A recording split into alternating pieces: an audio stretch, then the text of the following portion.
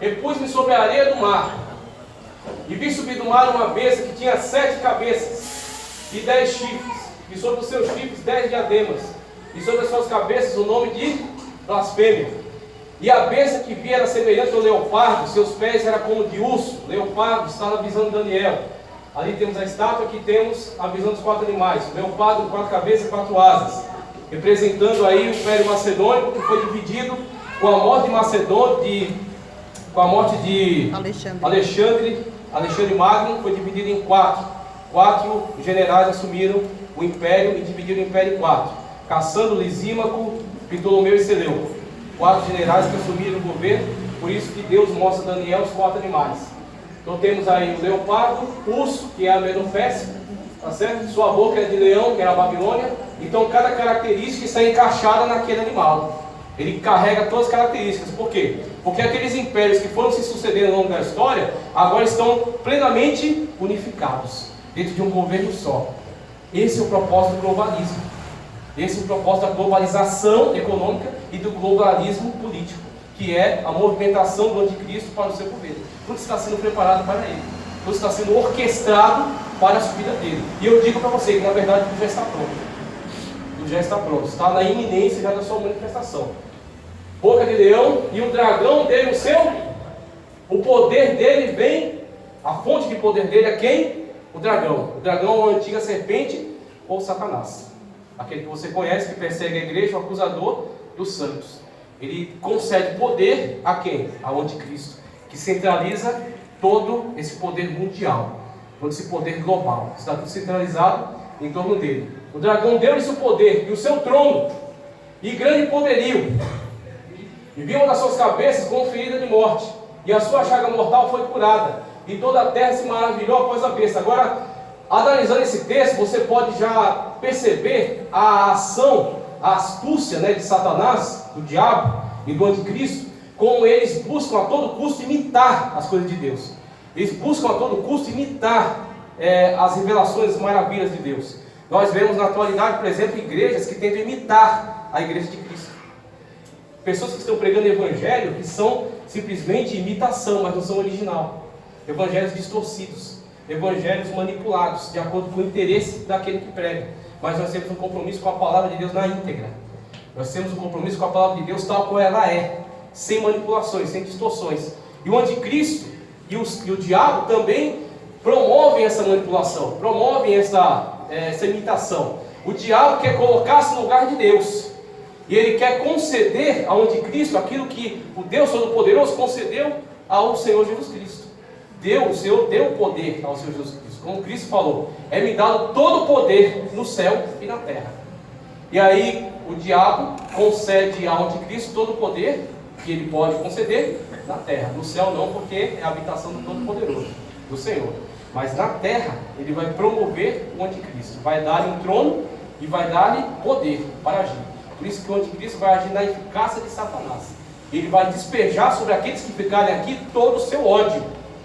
A gente vai ver na manifestação dos próximos selos, como ele vai agir contra aqueles que ficarem do arrebatamento com todo o seu ódio, com o ódio que ele tem acumulado ao longo de séculos, e com esse ódio que está relacionado também ao fato de que o seu tempo já está curto, porque quando ele se manifestar aqui, ele terá apenas uma semana de anos, 7 anos, 3 anos e meio de tribulação e 3 anos e meio de grande tribulação, acerca da qual Cristo disse: se não fosse abreviado, ninguém sobreviveria. Por isso que somente o meio para frente é grande tribulação. Meio para trás é a tribulação, onde o diabo implementará a sua perseguição contra aqueles que ficarem na igreja. Nós vamos ver aqui, tratando acerca dos mártires, por exemplo, aqueles que vão ser martirizados, aqueles que vão ser salvos pela misericórdia de Cristo, sim, mas que terão que dar o seu próprio sangue, terão que dar a sua própria vida. Veja, na atualidade, o que acontece hoje? As pessoas têm que se deparar com isso aqui para entender qual é o privilégio que elas têm hoje. Você pode abordar qualquer pessoa na rua e dizer: aceita Jesus para você ser salvo, para serem perdoados todos os seus pecados. Por quê? Porque Cristo morreu, fez um sacrifício vicário. O que é o sacrifício vicário? É substitutivo. Você não vai pagar pelos seus pecados. Por quê? Porque alguém pagou. A salvação é de graça para você. Veja a palavra graça. Ela é de graça para você, mas ela custou um preço. E Pedro falou: não fosse comprado com ouro ou com prata, mas com o sangue precioso do Senhor Jesus Cristo. Ele comprou com o seu sangue. Então, se você aceitar Cristo Jesus, Ele atribui a você a justiça que Ele comprou para você na cruz do Calvário. Ele dá a você a justiça que Ele conquistou. E você se torna santo na presença de Deus por causa do sacrifício dele. Agora, aqueles que não aproveitarem desta graça, aqueles que não estiverem em comunhão, e quando ouvirem a voz, como eu falei aqui na terça-feira, quando ouvirem a voz, aí vem o noivo, sair-lhe ao encontro. Quando essa voz soar, se você não tiver azeite dentro de você, o que é azeite, meu irmão? Na atualidade, as pessoas gostam de pegar litros e litros de azeite, levar para cima de um monte, orar a noite inteira, trazer e dizer: é o azeite santo. Conversa, só para tirar a moeda, só para tirar o cascalho. O que é o azeite da atualidade? É o Espírito Santo de Deus que está sobre a minha e sobre a tua vida. Ele se manifesta em nós, que nos anima, que nos alegra, que nos faz seguir, que nos faz prosseguir, que nos faz vencer os obstáculos. Você tem que ter azeite.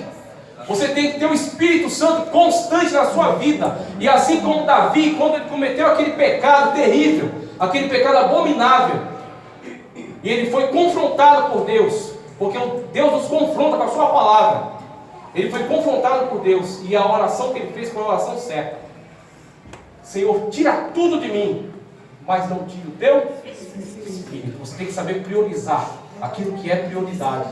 Você tem que priorizar o Espírito de Deus sobre a tua vida, porque Paulo disse: Ele é o selo da tua salvação, Ele é a marca da tua predestinação. Tu estás predestinado por causa da presença do Espírito Santo de Deus na tua vida. Então veja, é isso que nós temos que ver. Aqueles que não tiverem azeite não vão enxergar, e o noivo vai ir e vai levar aqueles que têm azeite, e aqueles que não têm azeite vão se confrontar com essa situação aqui. Veja só: e viam das suas cabeças feridas de morte. O que ele está dizendo aqui? Acerca das manipulações do anticristo sobre as pessoas que ficarem.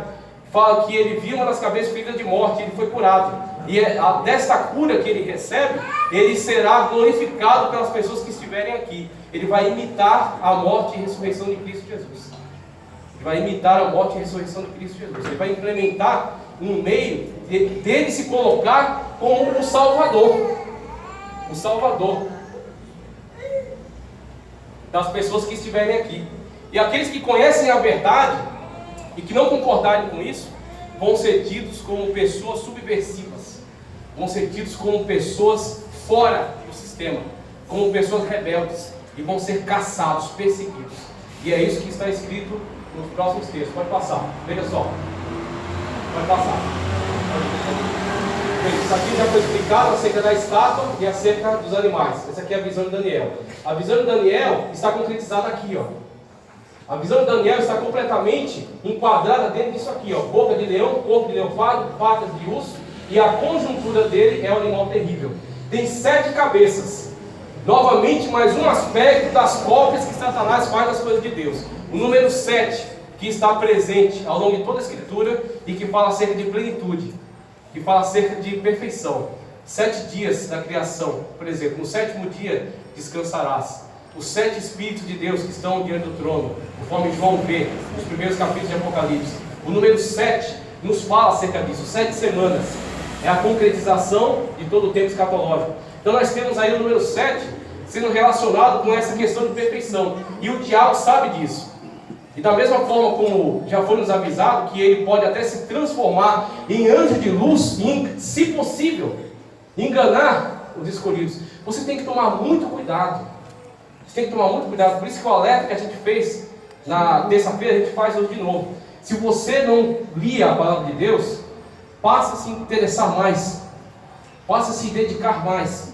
Desliga a televisão, desliga um pouco o Face, desliga um pouco a internet e leia mais a palavra de Deus. Por quê? Porque se você não tiver a palavra de Deus no teu coração, é fácil ser enganado.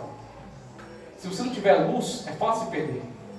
A palavra de Deus é lâmpada para os meus, ou seja, para você resolver situações no seu dia a dia, mas ela também é luz para o meu caminho, para resolver situações que estão à frente, adiante. Mas se você não tem essa luz, o que você vai fazer? você está perdido. As pessoas podem facilmente te enganar. E como eu disse aqui, aquele que serve o Jesus errado vai para o céu errado. Só tem um Jesus verdadeiro. E só tem uma palavra de Deus que fala acerca dele. E você precisa conhecer o Senhor Jesus. Você precisa conhecer a sua palavra, porque ele disse. Aqueles que estavam discutindo com ele, falou: examinai a... Ele não disse ler. Só ler, pegar, passar a página, correndo para poder ligar o WhatsApp, alguma coisa assim. Ele disse: examine. Quando você vai no médico, ele quer descobrir a sua doença. O que ele faz com você? Exame de sangue, exame de urina, exame disso, exame daquilo outro. Olha na sua boca, vira você de avesso. Por quê? Para encontrar o sintoma da doença. Está te examinando. Ele quer saber aonde está o foco da doença. Eu convido você, procure saber acerca de onde está o mais profundo da palavra de Deus. Examine, para que você tenha conhecimento, você possa seguir apenas esse caminho. Então você vê, ele vai copiar até isso, 7 cabeças. 7 cabeças. Essa besta que tem. Por quê? Ele diz: é a plenitude do poder. É a plenitude do poder. Todo poder está acumulado na minha mão. O poder sobre quem? O poder sobre a terra. O poder sobre os governos. O poder sobre a economia. O poder sobre as vidas. O poder sobre tudo aqui na terra. E tem 10 chifres. E a gente vai ver aqui João destrinchando um pouco mais acerca desses chifres. Pode passar. Quer me dar o controle?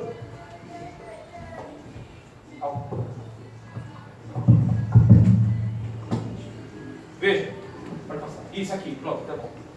7 cabeças. Primeiramente, vê-se novamente a tentativa de fazer empréstimo dos mistérios de Deus.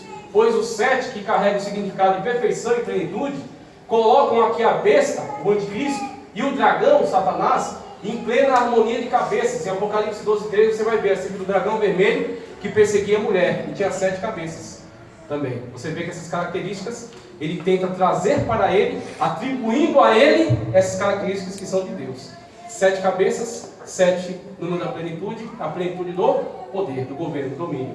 Veja só, como se ele dissesse: assim como Cristo tinha a plenitude do Pai, a besta carrega a plenitude de Satanás. Em Apocalipse 17, 9 a 11, o anjo traz outro enfoque acerca dessa visão, que põe a visão profética em plena sintonia com a época do próprio apóstolo e aponta para o futuro, deixando claro que esta besta é a continuação da mesma potestade demoníaca que age hoje por meio do império sobre o qual a igreja era perseguida no seu tempo, o Império Romano.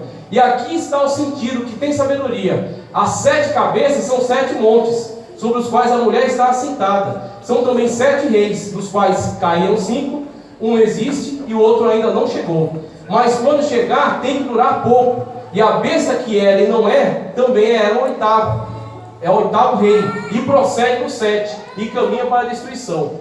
E aqui diz, são 7 reis, dos quais 5 caíram, um existe e o outro ainda não chegou. E quando chegar, tem